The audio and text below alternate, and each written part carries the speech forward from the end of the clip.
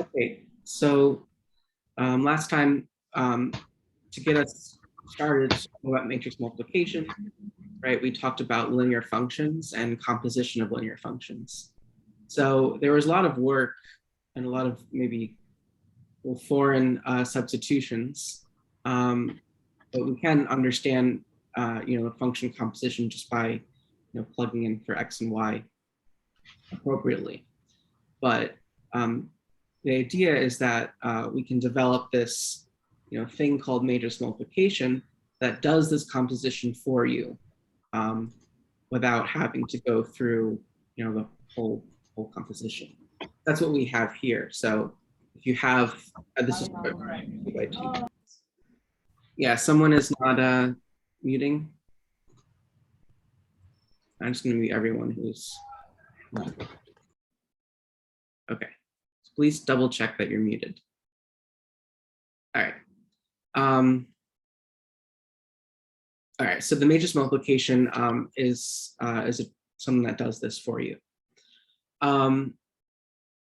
So we came up with this formula last time, but just notice, just for example, that if you look at some entry in the product, for example, let's take this one, and look at the letters in that expression. A, M, B, and Q, they come from the first row of the first matrix and the second column of the second matrix. And it just so happens that which entry is this? This is the maybe the C1-2 matrix. So the 1 comes from the first row of first matrix, and the 2 comes from the second row column, rather, of the second matrix. So the index in the product can tell you, what row and column you need to work with. So that's the idea, is that the ijth entry in the product comes from the ith row of the first matrix and the jth column of the second matrix. Okay, so our goal today is to come up with just a very succinct and explicit formula for the multiplication. But to do that, we'll need to understand how to deal with summing. So notice that there's a summing and a multiplication in this formula. How do we deal with summing when it's a lot of terms? So notice if we have like a 3 by 3 times a 3 by 3, there might be 3 terms in the sum. So how do you do that generally? So we need to come up with a good formula, or some good notation to work with higher sums. Is that a question, or? Okay. Yeah, just someone's mic was on.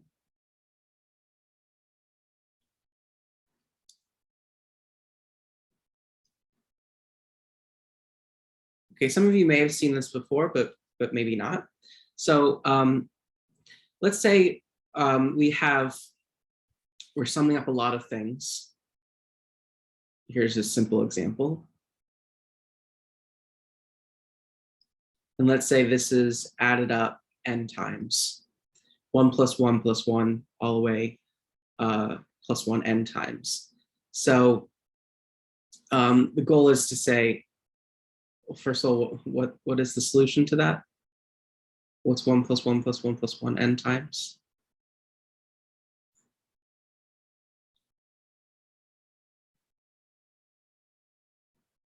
N, yeah.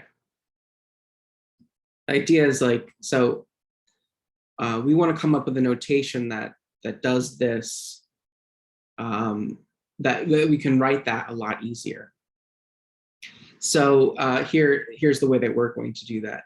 So we start with capital Greek letter sigma, and so this will mean summing. Think of it as an S.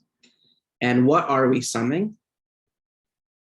This is the thing that we're summing.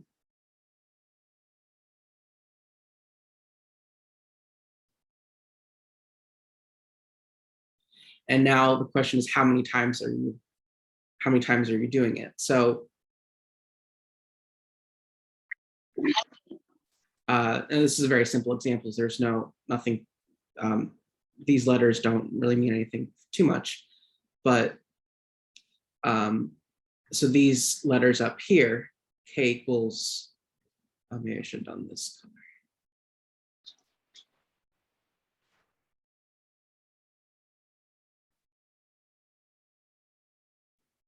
So these represent your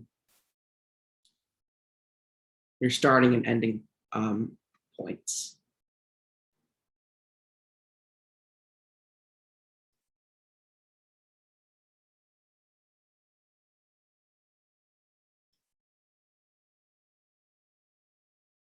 So how do you read this as a sentence? You're going to add 1, and how many times are you adding 1? So you're going to add 1, and then okay, here, let's explain it like this. So our counter, so you can think of these as your counter. It's called an index. So starting at K equals 1, add 1. And then you're going to do like a loop. Then add 1 to the counter.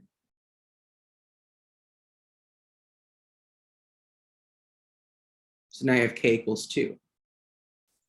So repeat the algorithm, repeat the step, and add 1 again.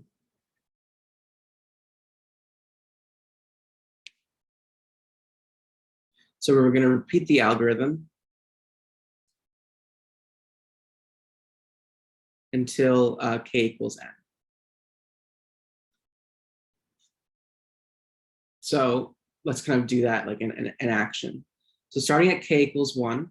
So this is just, think of the K as just like a counter, kind of you're gonna to keep place where you are in your summation process.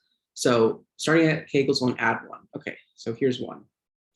Now we're going to add 1 to the counter. So now K equals 2. And we're going to repeat this and add 1. And now we're going to add 1 to the counter, K equals 3. And then we're going to repeat this until we get to the end, and K equals N is the end. So that gives us plus 1 plus 1 plus 1 N times. So the K equals 1 is the starting value in our counter, and the K equals N is the ending value in the counter. Okay, it's a very simple, example. But does anyone have any questions on just, why that is? Does anyone understand the definition of that notation? Okay, so let's do a more interesting one.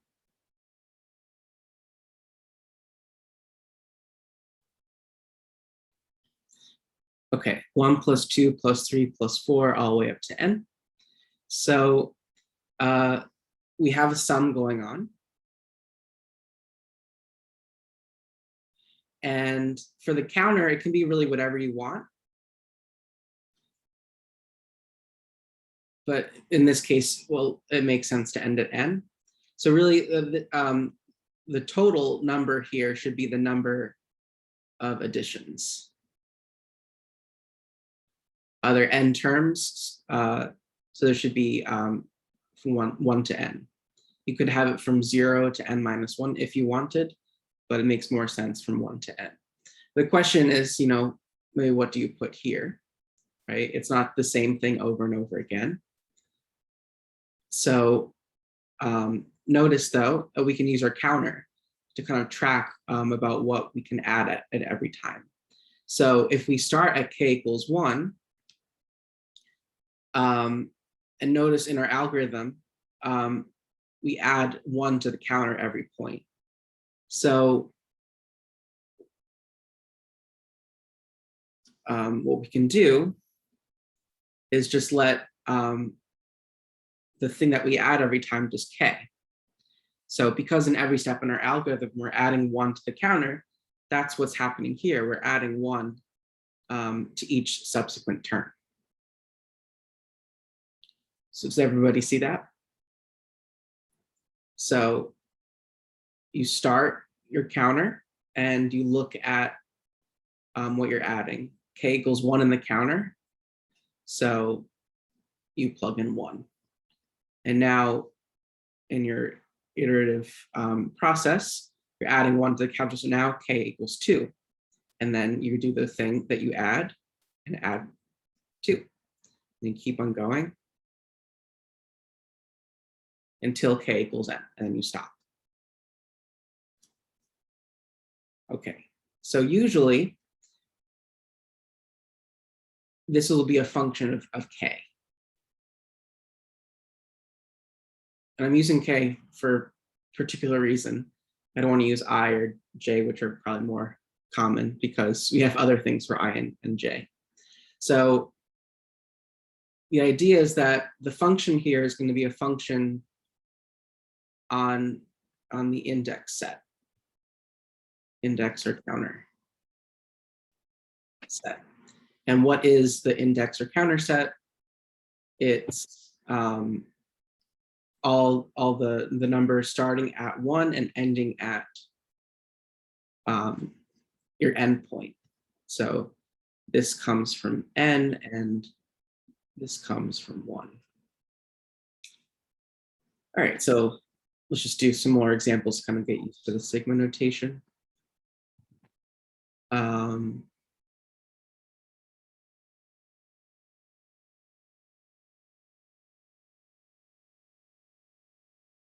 Can someone say that how you can write that in a bunch of additions? 1 square plus 2 square plus 3 square plus 4 square. Exactly, yeah. You're adding 1 to the counter every time.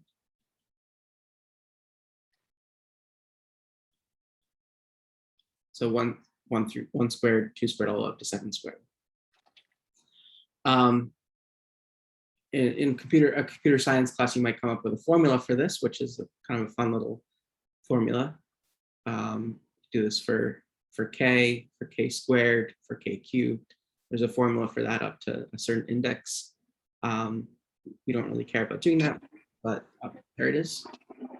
Let's suppose you want to do this. So just kind of jumping to matrices now.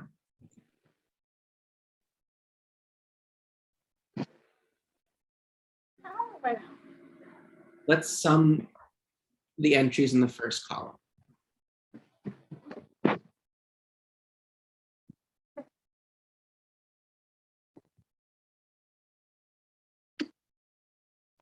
Let's call this A. So first of all, what is the sum of the entries in the first column? It's 1 plus 4 plus 7. Okay, so how would you write this as, let's use a summation of the entries. So what entry is 1 in the matrix? Use like the subscript notation. So you just put the row and column 1, 1, right? A 1, 1. And then what's 4? A 2, 1. And then 7. A 3, 1. Okay, let's look at these terms. Now, do you think we can come up with, so we probably want to start from k equals 1 to k equals 3. What subscript should I put here, you think? What is changing at every point in time as you're adding? Yeah, so the row is changing and the column is remaining fixed. So this comes from, this would be K. Someone's mic is, I'm not sure if you're asking a question. Here's your clue. In 1940. It's like someone's watching YouTube or something. All right. So does that make sense? So everyone see that AK1, the sum from 1 to 3 is A11 plus A21 plus A31. All right, cool. Let's add the complexity a bit.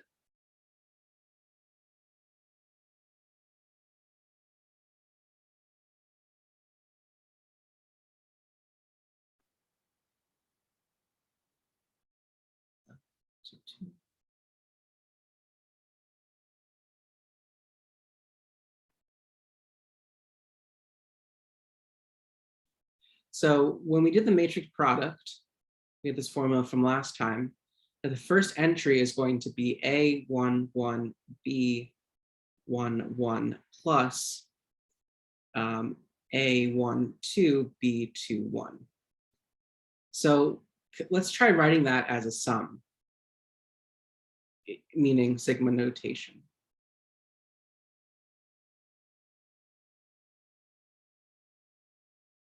To give a hint of what's fixed and what's changing.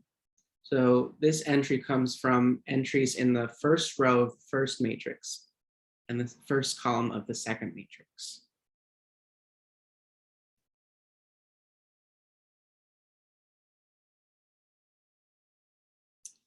Let's ourselves from.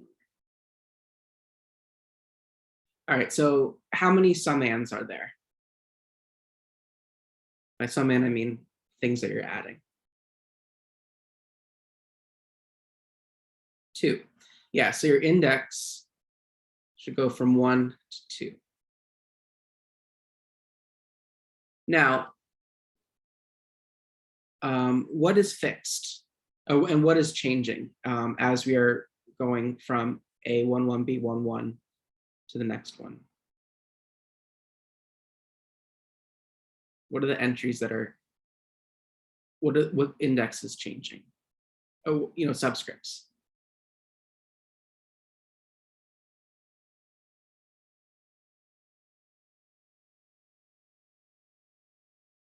So what do you mean the row and the column?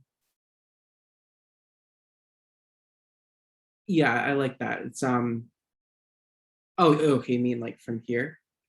Yeah, so think more of it like as indices, as like what is the index that's changed, what is the subscript that's changing and what's not changing. And I like that is A has the row is fixed, and why is it fixed? Because it comes from the first row of the matrix.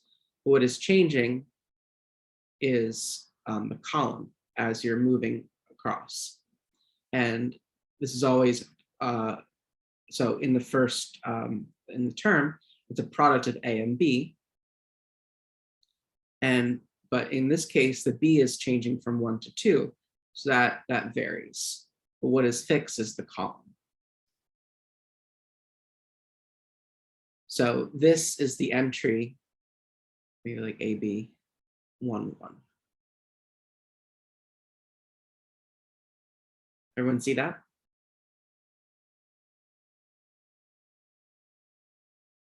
Okay, so let's try a different entry.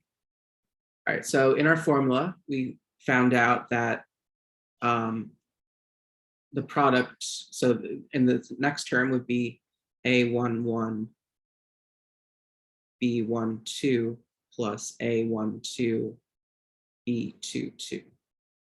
So the claim is that that has another sigma notation. Yeah, this is a 2 on top of the sigma.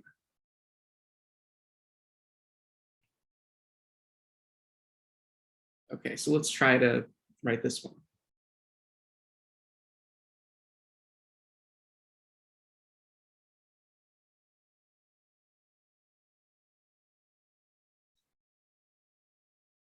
All right, so sorry, these subscripts are kind of messy.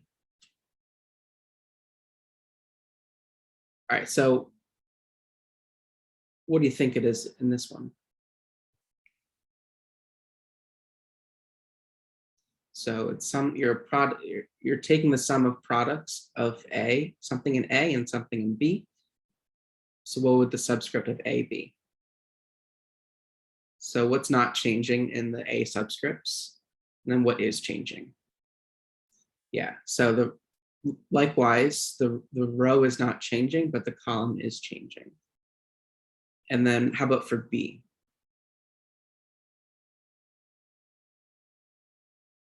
This one is K2, correct? All right, so do you kind of get like the picture? So the row of the first matrix and the column of the second matrix is fixed when you do the matrix multiplying when considering an element in the product. And what are you summing over? Well, you're summing over the entries in the columns of A and the rows of B. So now let's think about this in terms of dimension. If this is my definition of matrix product, what must be true about rows and columns of A and B?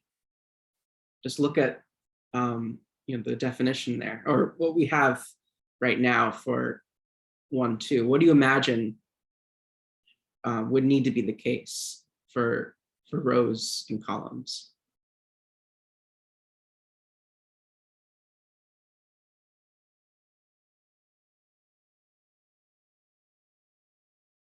Well, think about like the summation. Would ever be the case that I can't do this sum? What do you think would happen if I could not do this sum? Let's do an example. Let's do like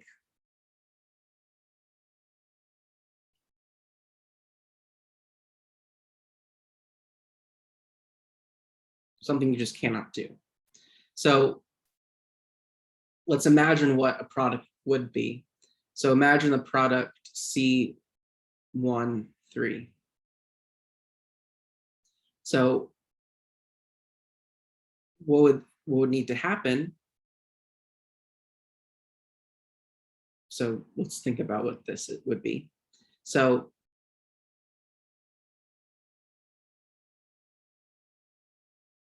the idea is that just mirroring what we did over here, the 1 and the 1, we're fixing the first row. Or sorry, let's do a different one. 1, 2 to make it somewhat believable. You're fixing the first row of your first matrix, and then you're looking at the second column of your second matrix. Now, in this formula, this would not work for matrix multiplication, but can someone say why this would not work? At what point does something fail? Now, it's not the column in the second matrix that's the problem. The columns don't match the rows in the. Yeah. So it's this thing here, the K's. If you're doing the multiplication, how do you know what to make K end to, right? If you make K end at 2, well, then there's a whole part of the matrix that's not being accounted for in the first one. But if you make K go to 3, right, then there's nothing to do at K equals 3. So what must be true about the dimensions of matrices when you multiply them? Essentially that these two values, these two of the subscripts need to kind of agree. So what are those subscripts? So let's say this. What is this subscript about, rows or columns?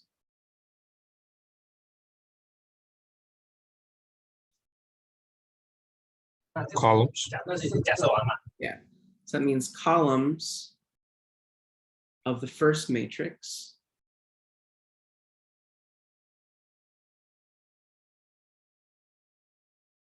must agree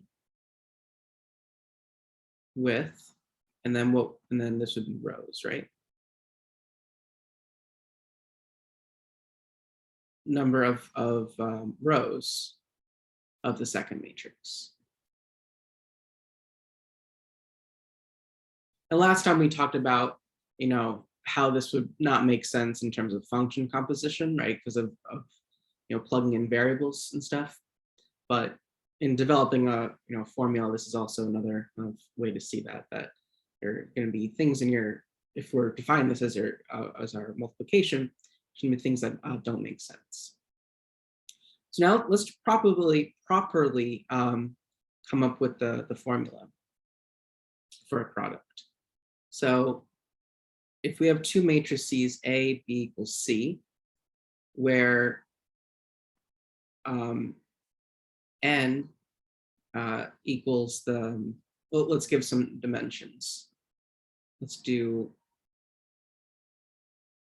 A is m by n. So the dimension of A is m by n, and the dimension of B is n by r. So these are just numbers. But what's most important is that these are the same value. The number of columns must equal the number of rows in the first and second. So how are we going to define a random element Cij? Well, how many sums are we going to do? Well, we're going to stop at n, because that's the number of columns of A, number of rows of B. So these are the things that we were summing over when we first kind of defined our sum. Right, we're summing over we're summing over the columns of A and over the rows of B, and they're the same, so n. And then what are you multiplying? Well, you tell me. So what stays fixed between A and B? So if we're looking at row ij, what row and what column is fixed for A and B respectively? So I'm on the ijth element. So that means I'm on the ith row and the jth column of C, the product. So if I'm looking at the entry in the product,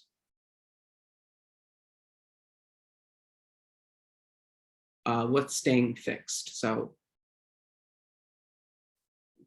what values is fixed for product when it's 1, 1? How about for ij? Yeah, so a row of A and a column of B is fixed. So what is fixed when I is the row and J is the column in C? Yes, row I is fixed. So I'm looking at the ith row of A. And what column am I looking at in B? J. Now, now thinking about the index, what am I summing over? Where do I start my summation? Where do I end my summation? And so where does K go? That's what I'm asking. So I'm summing over to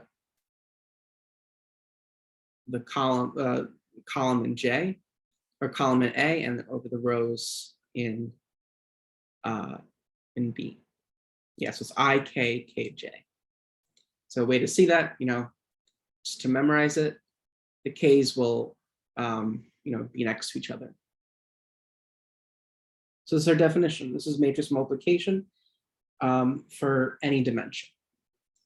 So if you want to look at the ith column, or sorry, ith row and jth column of a product, this is the formula. Okay. So let's do some more examples.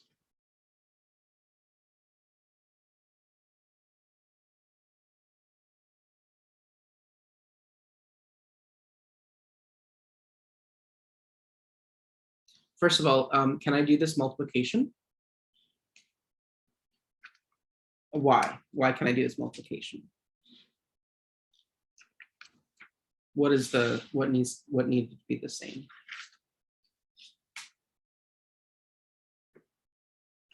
Rows equals columns, yeah. So let's explain the dimension. So what's the dimension of the first matrix? 2 by 3. What's the dimension of the second matrix? 3 by 2. Okay, so before we start multiplying, I just want, can we still do this if we only like, sorry, what do you mean by that? We'll only look at A11 to B22. Can you explain more about that, Sebastian?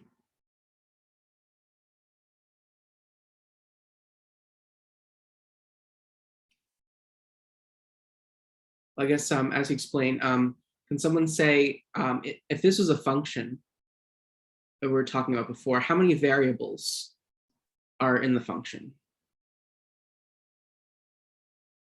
2, yeah. So, and how many outputs would there be? So it takes these 2 variables and how many coordinates come out?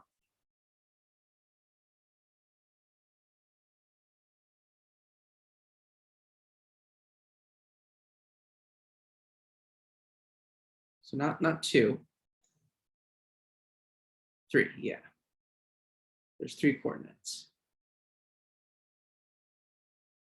Okay, and now let's think about this matrix now. How many variables as a function would this take in? 3. And how many coordinates does it output? 2. So notice this, so just going back to functions, is that remember, as functions, this only makes sense if the output of G, so the output of the first one is equal to the input of the second one. Yeah, so because the first matrix has 2 rows, no, it's not the other way around.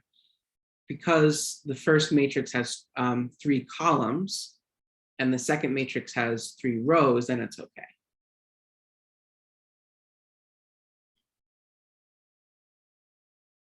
So now let's think about what the dimension of the resultant matrix would be.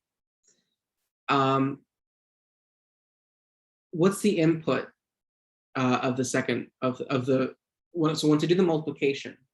So remember, this is just a composition, so I'm doing this one after the other. Well, I already inputted 2 variables from the get-go, right? So this is going to be a 2-variable matrix. And how many coordinates do you think there would be?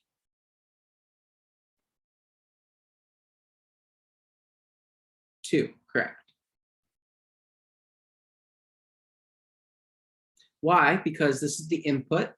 I'm inputting 2 variables and I'm outputting 2 coordinates. So I'm doing this in succession. So, when thinking about functions, we already know what, the output would be just, analytically.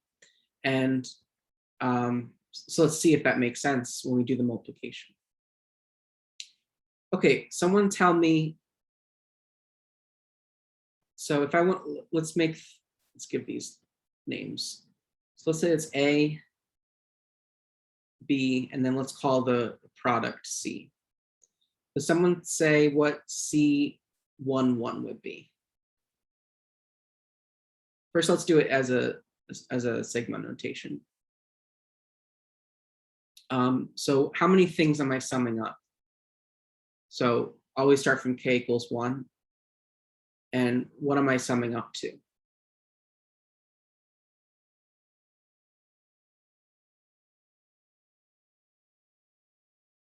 So let's think about, I'm using, so C11 means I'm using the first row of the first matrix and the first column of the second matrix, so 3. And yes, this end term would always be the rows of, or yeah, the columns of A and slash rows of B. Okay, so based on our formula, what would my subscripts for A and B be? 1K for A, yep. And K1 for B. So now let's say what those actually are. What's A1K? So start at K equals 1. What is A11? It's 1. What is B11? It is 1. So this is A11, B11. Now we're adding plus 1 to K. So can someone read out the rest of the product or the rest of the sum? 2 times 0, and then 3 times 1. 2 times 0. So this is A12, and this is B21. And last one is 3 times 1. This is A13, and this is B31. Okay, so whatever that is 1 plus 0 plus 3. So the entry in the first row, first column is going to be 4. Okay, so let's do this for all of them.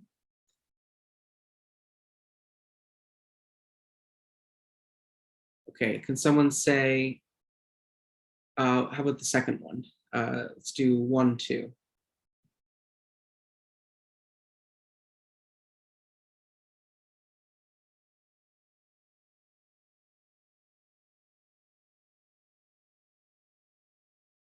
Okay, can someone read that one out? So if the picture helps, what would that one be? Just give me the 4, 2, What? 5, 1, and 6, 2. can you do it just, we'll do the multiplication after the fact. You do like how we just did up here, like 1 times 1 plus 2 times 0. Or were you doing the whole thing? Like just for like for C1 too. 1 times 2, Yeah. 2 times 1, and 3 times 2. Yeah. 3, nope, not 3. We're multiplying. 2 plus 2 plus 6, that's 10. So 1, 2 is 10. How about 2, 1? Wouldn't K be 3 in the second one? Yeah, thank you. K is always going to be 3 in this case, because this is where K comes from. 3 represents the number of like the variables or like the columns and the rows, right? Yeah, so it depends. So in this case, well, it's always going to be the variables of the first matrix and the coordinates of the second. So, Okay. or sorry, or you can say the columns of the first equals the rows of the second. That's your K value.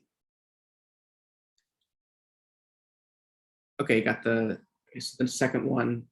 This next one is going to be 4 times 1, 5 times 0, 6 times 1. I agree. That's 10. And then what's the last one going to be? C22.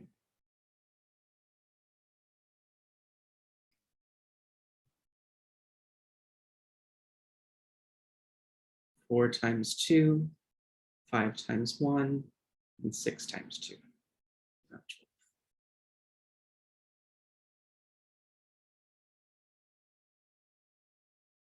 8 plus 5 plus 12, 25. Okay. Want to get a little bit better with the multiplication? So we're gonna do this like a bunch of times. So let's just say in general, if A is n by n and B is n by r, the product AB will be, can someone say what will it be? So just kind of regurgitating what we said before, but more explicitly. What's the dimension of the product?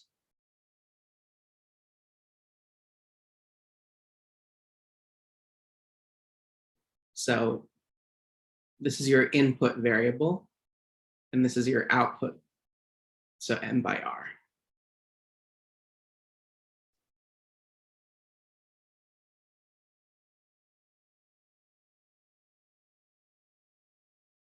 Okay, I have a question for you.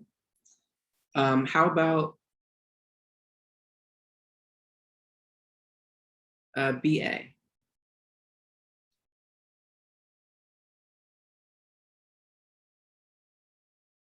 N by n.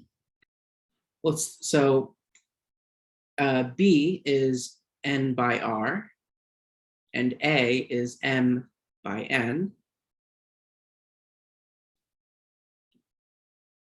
So when is it, how actually, so n by n is n answer. When is it n by n? There's only one, so the correct answer is n by n. But there's a catch. As long as, M and R have to be the same. yes, as long as m is equal to r. What happens if m is not equal to r? You can't multiply. You cannot multiply.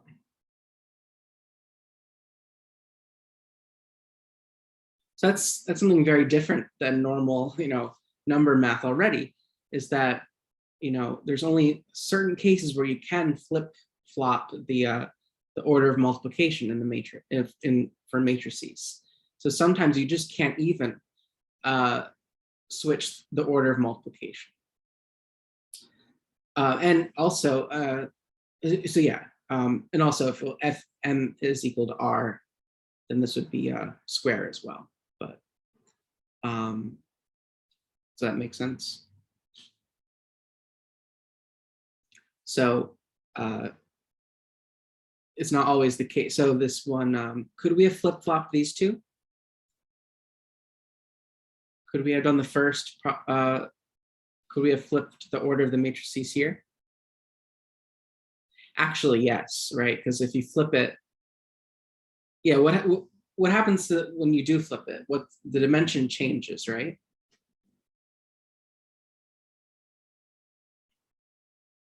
Yeah, so we did a 2 by 3 times a 3 by 2, and that made a 2 by 2. If we flipped it, we had 3 by 2 times a 2 by 3, but this was still okay, but it's a totally different dimension.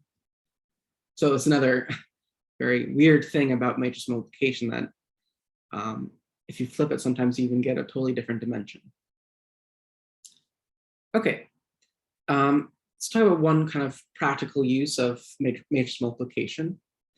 So we're going to briefly go back to function land, but we'll see how this relates.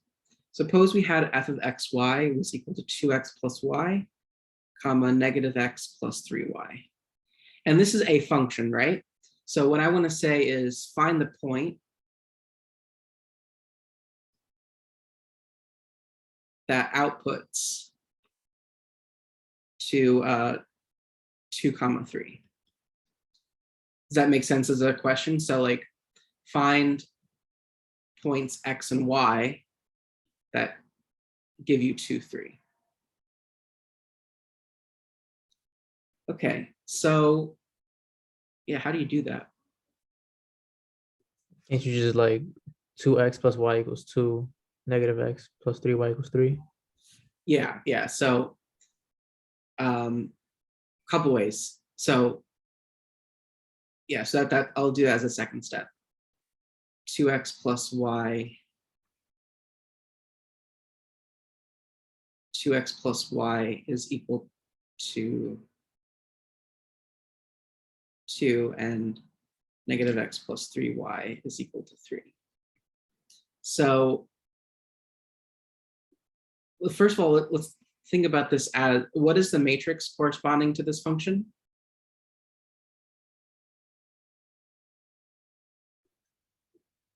Two, 1, negative 1, 3. Yeah. So it's essentially you're solving this equation.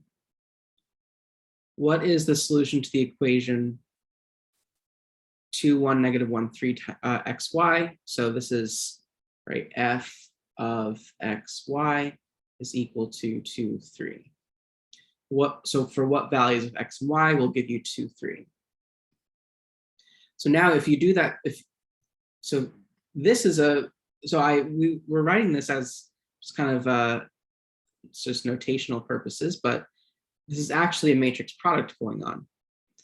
What happens when you take the product 2, 1, negative 1, 3 times xy? What is the dimension? What's the dimension of this xy column? 2 by 1. 2 by 1, yeah. And this gives you, so if you do the multiplication, this is what you'll get, is a 2 by 1 column.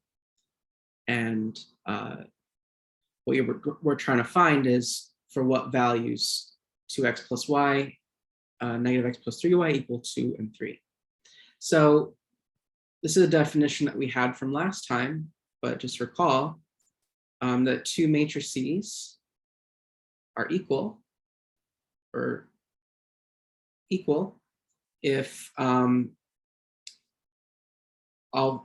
entries coordinate-wise are equal.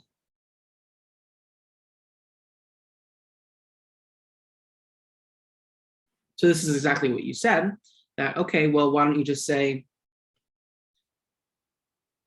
well, 2x plus y would need to equal 2, and negative x plus 3y would need to equal 3, right? So, but what is this? It's just a linear system.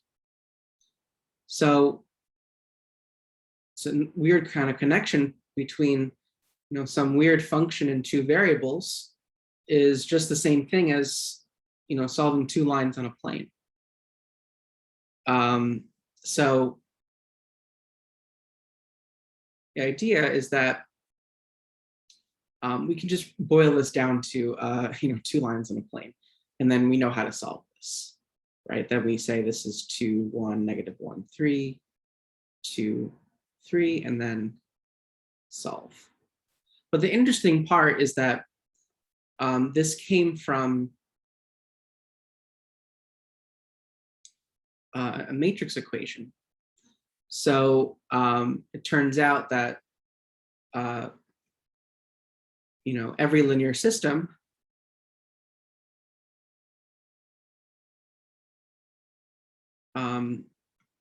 corresponds to not only an augmented matrix, it's kind of better than augmented matrix,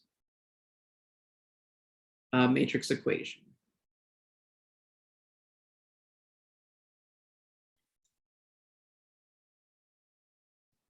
So A is our coefficient matrix.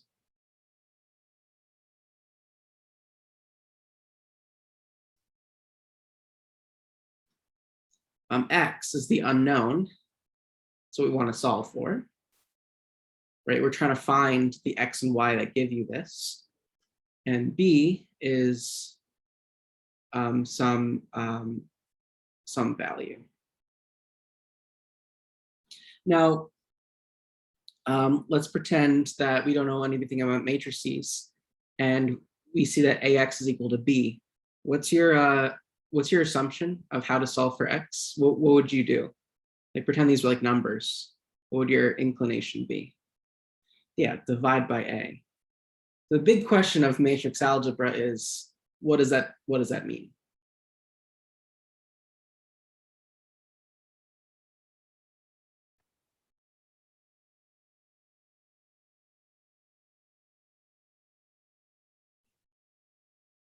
I mean, just think about kind of what does that even mean? So we don't know that yet.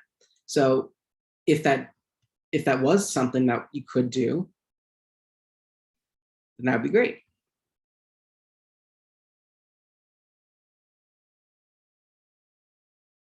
That would be nice. Turns out you can't always do that.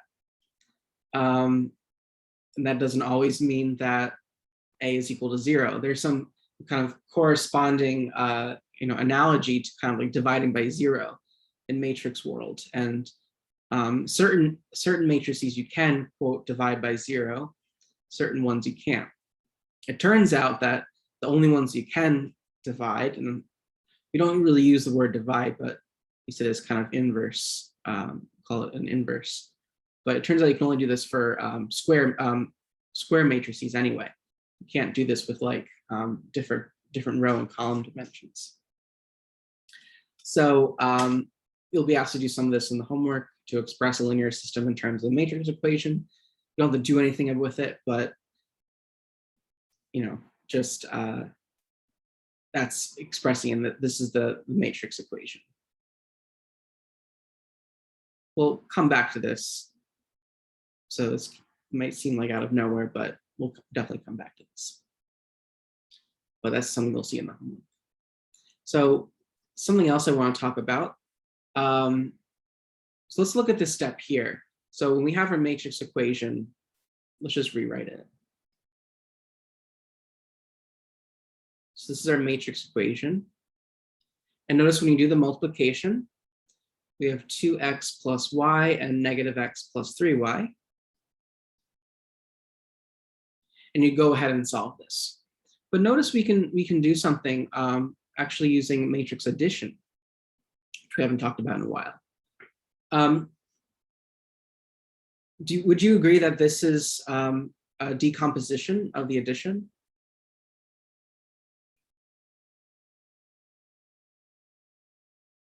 Do you agree that those two things add up to that matrix there?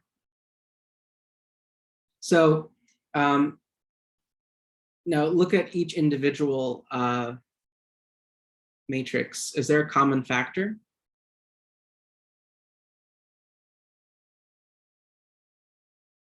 Individually, yeah, x and y are common factors. What happens if I pull out an x? What's the end result and a y?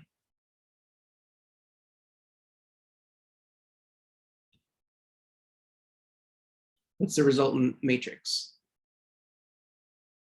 Yeah, 2, -1, and 1, 3. Well, hold on. What's 2, -1, and 1, 3?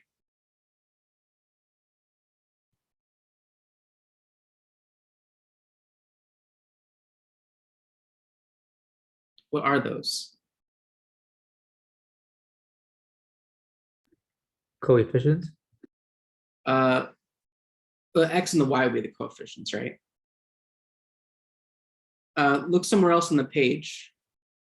Where does 2, -1, and 1, 3 pop up?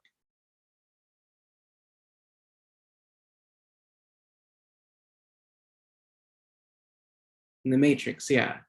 These are precisely the columns of the matrix.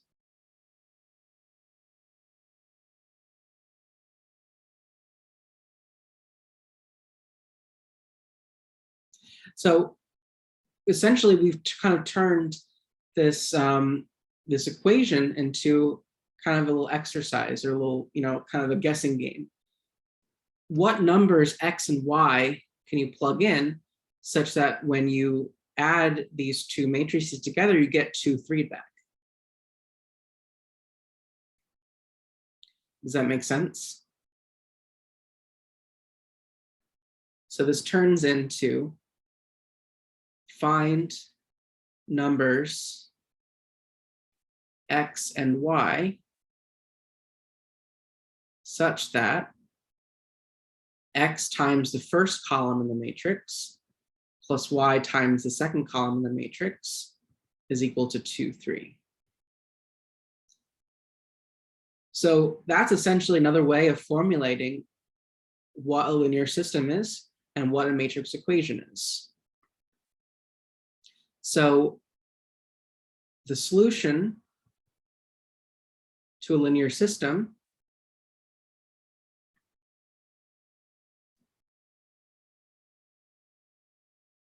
written as a matrix equation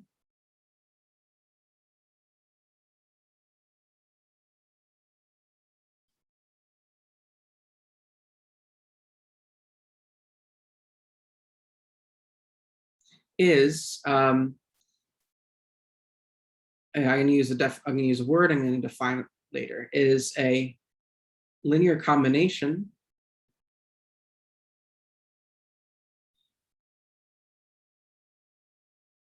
is all possible coefficients of a linear combination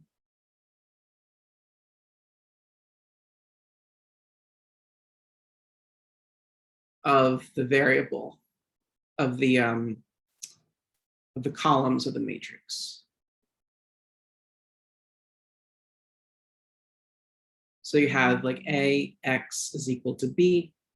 So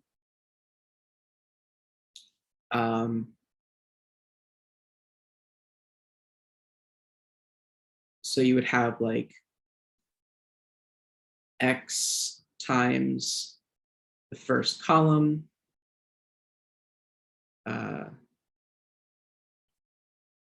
Y times the second column, and then I don't know, like W times the last column is equal to B. So what is a linear combination? A linear combination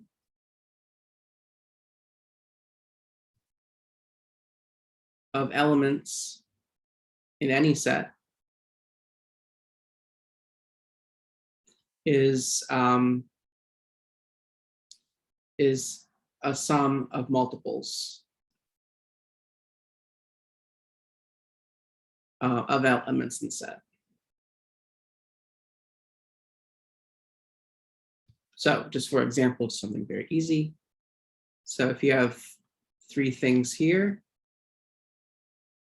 a linear combination is something times the first one plus something times the second one plus something times the third one. So this is called a linear combination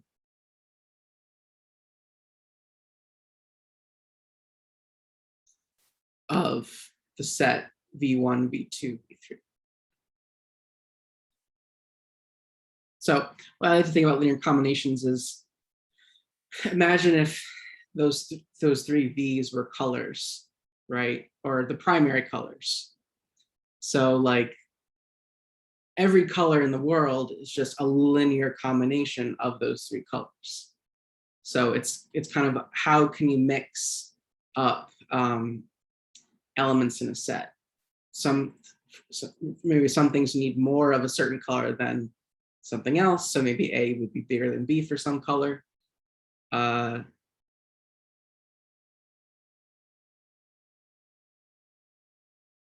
This is just anything. So these could be matrices, these could be numbers. So the idea with the solution to a linear system is that X, the coefficient of X's, X, Y, Z up to W, these are the coefficients of some linear combination that gives you B. So we're trying to figure out like what precisely are those coefficients. So in this case, the order does not matter, and because this is all adding and stuff. But we pretty much have found these out. So let's just do an example. Let's do our 2, 1. Let's do this one.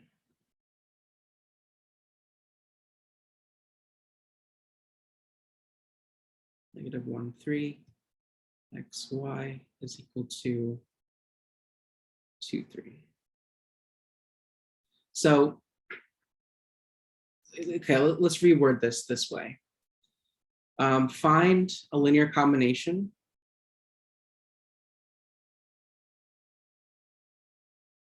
of 2, negative 1 and 1, 3 that give the result in 2, 3. Okay, so what does this mean? Is that there's some numbers, x and y, where if you do x times the first one plus y times the second one, it should equal 2, 3. So that's what a linear combination is. Does that make sense that that's what that means based on our definition before? It's something times the first plus something times the second. So this is the set here that we're taking a linear combination of. Okay. Can someone do just the multiplication here? Just the normal scalar multiplication. What does x times 2, 1 give you?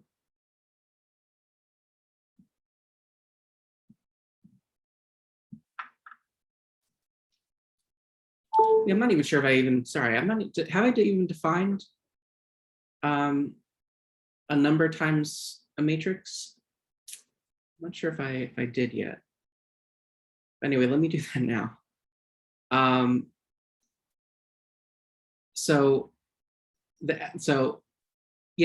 matrix, but scalar multiplication. So if you do like a number times a matrix, what is that?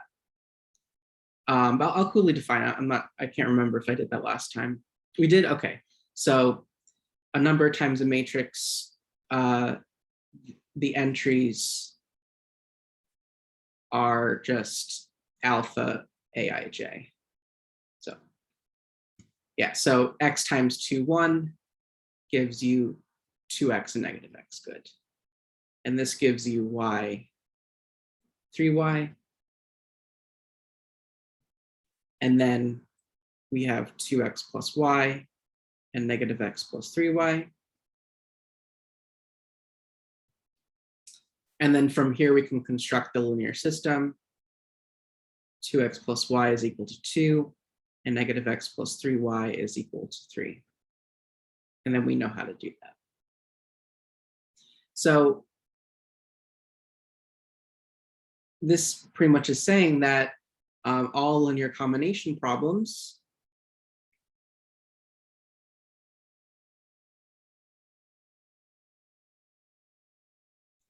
can be put into the form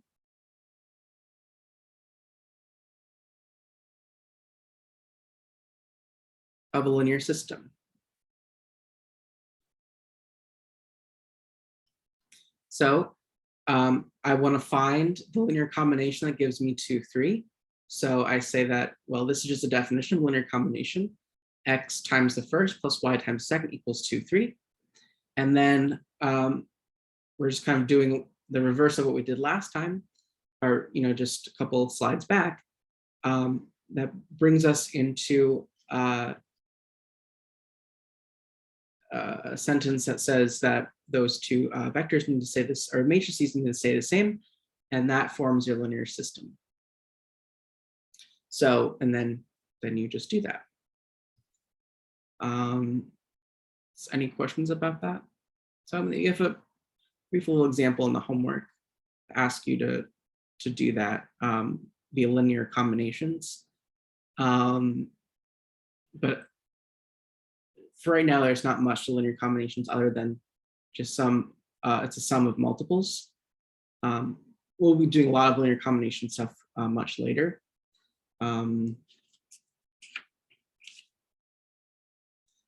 This is a, okay, let's just solve this and see what we get.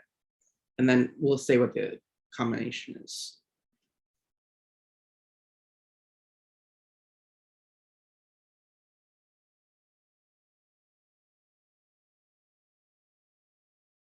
Okay, so, how do I solve this system?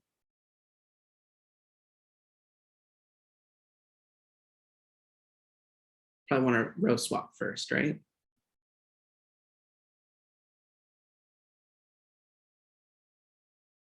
-1, 3, 2, 1, 2, 3. We can do row 2 to row 2 plus 2 row 1. What does that give you? 7. And then also 7.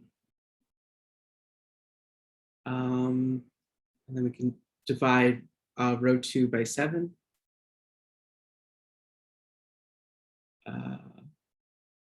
-1, 3. Oh, that's a 3. And that's, oh, thank you. That's a 2. So it's actually not as nice. Okay, so, all right. So that makes 7. And that is, oh, it also 7. Okay, is that, so this would be 3, right? And then we would do 1/7 of, yes, sorry, this is 8. So we do 1/7 of row 8, and we can also divide row 1 by -1. 1/7 of row 2. So 1, -3, -3, 0, 1, 8/7. So we could just solve it from here. So y is equal to 8/7. And then we have x minus 3 times 8/7 is equal to -3. So x is equal to -3 plus whatever that is, 24/7. So this is -21/7. It's equal to 3/7. So x is equal to 3/7. So this is saying, so what does this mean? Well, let's go back to our original statement. Is that x, so this is the claim that we just solved, that x times 2 -1 plus y 1, 3 is equal to 2, 3. So this means that 3/7 times 2, 1 plus 8/7 times 1, 3 is equal to 2, 3. So this is a linear combination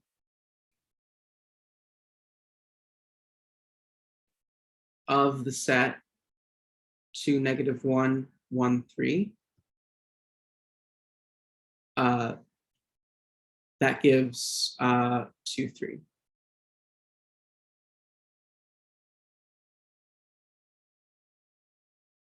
So the connection to the matrices is that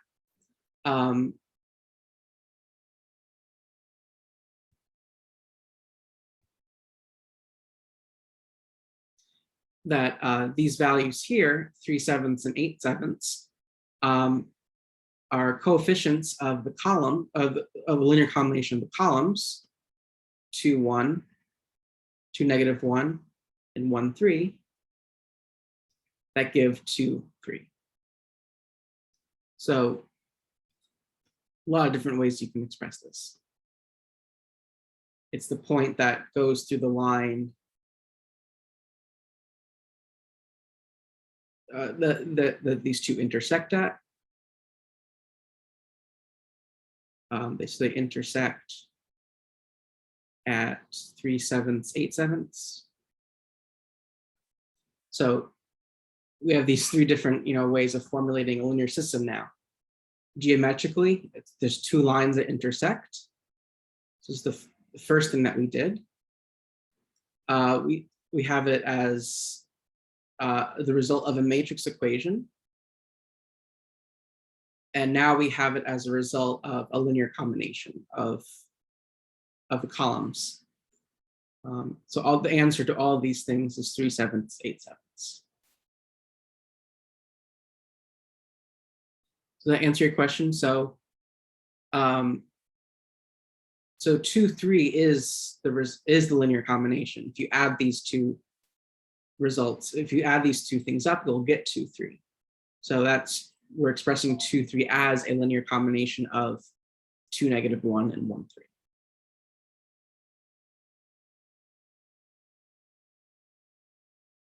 So you could basically put it in a system of equations, solve it, and then just replace the x and the y with what we got.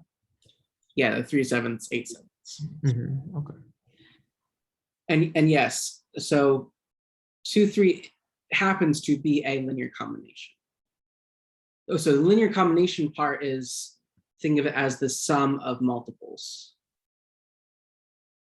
That's what a linear combination is. So the sum of multiples is 2, 3. That's the linear combination part. The 3/7, 8/7 is nothing to do with linear combination. Is the deal with the point of intersection of two lines. The 3/7, 8/7 are the coefficients that you're asked to solve for. The things that you don't know are the coefficients. You do know what, you're asked to find a linear combination of 2, -1, and 1, 3. What you don't know is what coefficients should be in front. I mean, yeah, so 2, 3 is a linear combination of 2, -1, and 1, 3. How is a linear combination of? Well, it comes from multiplying the first by 3/7 and multiplying the second by 8/7. Yeah, so 2, 3 is a linear combination, and this is why it's a combination.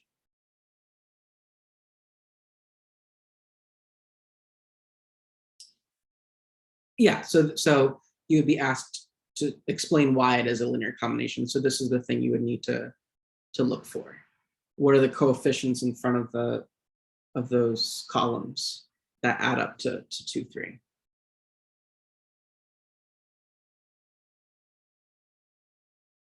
Yes, you need to solve for x and y. Yeah, so find a linear combination that result in 2, 3. So this is what the linear combination is, but we don't, not precisely what it is, right? That's a variable, we need to solve for it. And then solving for x and y give you the precise linear combination that gives you 2, 3. And which we solve for here. And we are done with 1.3, but I did not define for you the transpose. I'll just do that real quick. I know we're out of time, but rows of A become columns of A, and columns of A become rows of A. And that should be the last thing we really need for 1.3, but we'll talk about more of this in 1.4 as well. When's it due? I have it, I did it in the beginning of class. I think I said the 4th. So a week from today. But a lot of it's just calculations. It's nothing too abstract. The linear combination has maybe a little bit more abstract, but if you have questions about that, you can ask me next time.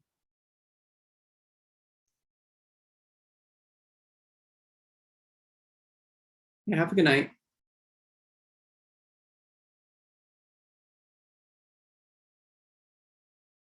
All right, I'll stop recording.